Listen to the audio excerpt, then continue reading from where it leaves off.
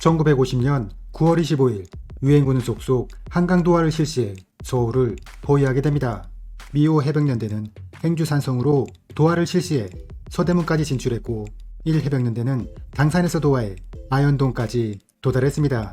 후속하는 미 보병 7사단 31연대가 안양과 수원으로 내려가 낙동강 전선에서 올라오는 미 8군과 연결하기 위해 준비하고 있었고 32연대는 서빙고로 도하를 실시해 남산 일대를 점령했습니다. 한국군 해병대는 미호 해병연대에 배속되어 함께 전투를 치르고 있었으며 한국군 17연대는 한남동으로 도하해 아차산으로 진격하고 있었습니다. 미 10군단장 알몬드 소장은 도주하는 북한군을 섬멸하기 위해 미 7해병연대를 서울 북쪽으로 진입시켜 포위하도록 했습니다. 이렇게 서울 탈환이 눈앞에 다가오자 미 해병 1사단장 스미스 소장은 새로운 작전명령 11-50을 하달합니다. 그것은 예하 부대의 지휘 계통에 변화를 주는 것이었는데 기존 한국군 해병대가 미호 해병연대에 배속되어 있었던 것을 1대대는 5해병연대에 2대대는 1해병연대에 각각 배속시킨다는 것이었습니다. 이것은 유엔군이 서울이라는 상징성이 높은 도시를 점령하게 되면서 외국 군대만을 진입시키기보다는 한국군을 선두에 서게 해 정치적 정당성을 확보하기 위해서였습니다. 미호 해병연대와 1해병연대가 아현동 고개를 넘으려 하자 적은 고지와 계곡으로 이루어진 지형지물을 이용해 완강히 저항해왔습니다. 5해병연대는 이날 하루에만 북한군에게 1700명의 인명피해를 입혔으며 1해병연대는 동굴과 참호 안에 숨어있는 적을 화염방사기로 제압했습니다. 유엔군이 곳곳에서 진격해 들어오자 북한군은 서둘러 퇴각을 준비하게 되는데 이러한 와중에도 구치소에 가두고 있던 남측의 주요 인사들을 사살하거나 일부는 북으로 끌고 갔습니다. 이날 오후 미군의 정찰기들로부터 긴급한 연락이 왔습니다. 동대문과 미아리 부근에서 대규모의 북한군이 퇴각하고 있다는 것입니다. 10군단장 알몬드 소장은 미해병 1사단장 스미스 소장에게 다음과 같이 지시합니다. 적은 현재 북쪽으로 퇴각 중이며 아군 항공기가 이들을 폭격하고 있다. 미 해병 1사단은 즉시 공격을 감행해 적에게 최대한 피해를 입히도록 하라. 미 해병 1사단의 지휘부는 이러한 지시를 받고 매우 난처해졌는데 지시를 받은 시각이 20시 40분이었기 때문에 이것은 야간 공격을 감행하라는 것이었기 때문입니다. 원래 시가전 자체가 아군의 큰 피해를 감수해야 하는 것인데 야간의 시가전을 펼친다는 것은 아무리 상부의 지시라 하더라도 받아들이기 어려웠습니다. 이 해병 지휘부는 10군단에 야간 시가전의 위험성을 알리며 공격 시간을 변경해 줄 것을 요청했지만 받아들여지지 않았습니다. 사실 이러한 지시를 내린 10군단장 알몬드 소장도 나름 이유가 있었습니다. 메가더 장군은 인천 상륙작전이 성공하기 위해선 서울을 하루빨리 탈환하는 것이 매우 중요하다고 수차례 강조한 상태였고 이와 더불어 그는 10군단의 작전 진척 상황을 계속 주시해오고 있었던 것입니다. 결국 스미스 소장은 예하부대인 5해병연대와 1해병연대에게 야간 공격을 실시하도록 명령할 수밖에 없었습니다. 이렇게 미 해병대가 막 공격을 실시하려는 순간 전방에서 적의 움직임이 포착되었습니다.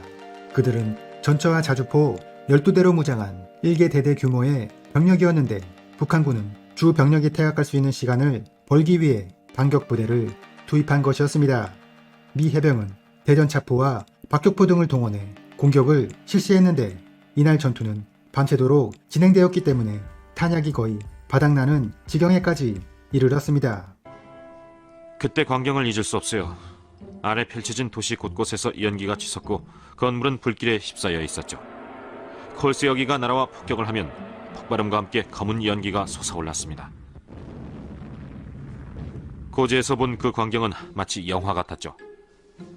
하지만 그건 현실이었어요. 결국 날이 밝자 적 기갑차량 9대가 격파되었고 500여 명이 사살되었습니다. 미 해병이 아현동에서 전투를 벌이고 있는 사이 남산에 위치하고 있던 미 보병 7사단 32연대 2대대에도 적의 공격이 시작되었습니다. 적은 1000여 명 정도로 추산되었으며 그들은 진입이 용이한 동쪽으로 공격을 시작해 F중대의 진지를 일부 점령하기도 했지만 미군의 반격을 받고 곧 대각했습니다. 이 대대는 400여 명의 적을 사살했으며 174명을 포로로 잡았습니다. 9월 26일 미 해병대가 서울 시가지로 진격해 들어가자 북한군은 곳곳에 바리케이트를 설치하고 간간히 저항해왔습니다. 적이 건물 위에서 공격을 실시하면 소총수들은 이에 대항해 사격전이 벌어졌고 그 사이 공병들이 나서 쥐레를 제거했습니다. 쥐레가 제거되면 후방에 대기하고 있던 전차가 앞으로 나서 바리케이트를 밀어버리는 방식으로 진행되었는데 이렇게 하나의 바리케이트를 제거하는 데만 평균 45분이 소요되었습니다. 서울역에서는 전차와 화차를 사이에 두고 전투가 진행되었는데 미군은 순간적으로 적과 조우의 사격전을 치르는 과정에서 상당한 피해를 입어야만 했습니다. 전투는 보통 미군들이 바리케이트를 제거하고 전방으로 진출하면 한국군 해병대가 잔적을 소탕하는 방식으로 진행되었습니다. 한국군 해병대는 대부분이 신병으로 구성되어 있었기 때문에 처음에는 시가전을 펼치는데 미숙한 모습을 보이기도 했지만 시간이 지나면서 그들의 전투력은 눈에 띄게 향상되어 갔습니다. 그들은 건물을 수색할 때 보통 3인 1조로 실시했으며 한 명이 건물 밖에서 경계를 하는 동안 나머지 2명이 건물 안에 들어가 수색과 엄호를 수행했습니다. 또한 전방에서 사격전을 펼치는 미 해병들이 어려움을 겪을 때는 대신 나서 전투를 벌이기도 했습니다. 위에서 헬리콥터가 뜨고 하는데도 적이 없다 이거야. 그 없는데 탄알이 자꾸 날라온다 이겁니다. 그래서 죽는다 이게 올라가는 사람이. 그런데 아주 점령을 하고 보니까 호를 파가지고 막대기를 박아서 사람을 묶어놓고 그리고 실탄하고 기관총만 딱 해가 구멍을 내놓고 너는 죽을 때까지 속어 죽으라. 이날 14시 10분 도쿄에 있는 메가더 장군이 갑작스럽게 성명을 발표했습니다. 서울은 다시 유엔군의 손에 들어왔다. 미 해병 1사단, 미 보병 7사단, 한국군 17년대로 구성된 유엔군은 서울시를 포위 점령해 임무를 완전히 달성했다. 이러한 메가더 장군의 성명은 집군단 지휘부를 매우 난처하게 했습니다.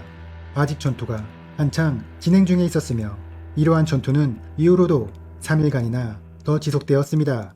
한편 수원 비행장을 점령하고 있던 미 보병 7사단 31연대는 남쪽에 2개 대대를 진출해 놓고 있었는데 이날 전방에서 수대의 전차가 접근해 오는 것이 포착되었습니다.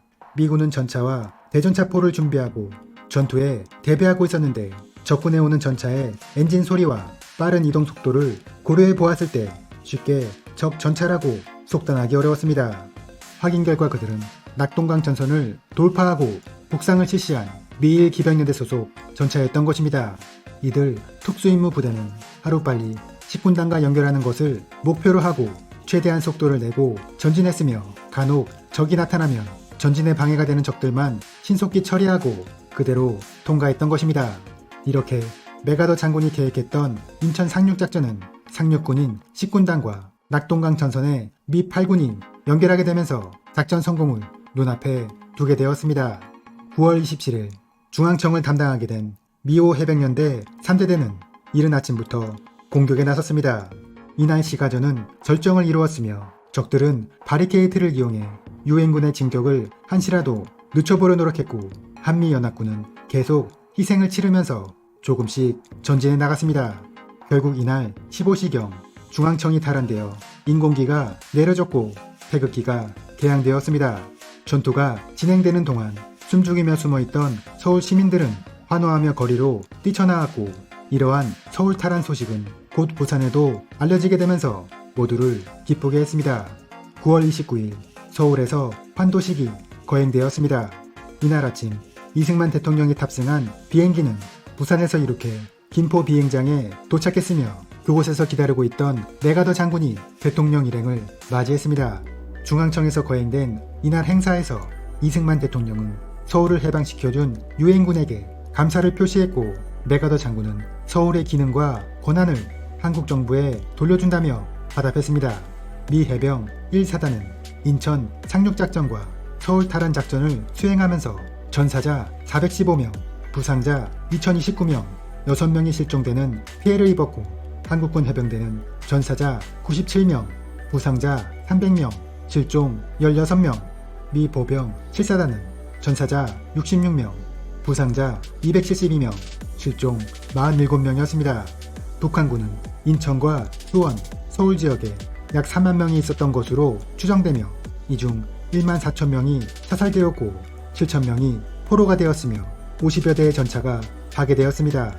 인천 상륙작전과 서울 탈환작전은 다음과 같은 성과를 이루었습니다. 인천 상륙작전은 낙동강 전선의 적을 급속히 와해시켰다. 서울을 탈환함으로써 적의 병참선은 차단되었고 그들의 전투 능력은 거부되었다. 성공적으로 완수된 이 작전으로 인해 인천의 항만시설과 서울의 병참시설들이 확보되어 유엔군은 북진을 실시할 수 있게 되었다. 이상으로 서울 탈환 작전이었습니다. 빛바랜 군복과 계급장 차림의 노해병 박정모 씨와 최국방 씨. 45년 전 9월 27일 이들에게는 잊지 못할 감격스러운 날이었습니다. 그날 아침 6시 24살의 소유였던 박 씨와 견습해병 최 씨는 중앙청 돔주위의 기둥을 타고 올라가 철탑에 국기를 개양했습니다. 젊은 해병들이 개양된 태극기를 향해서 애국가 봉창을 하고 고동자세를 취했던 그 광경은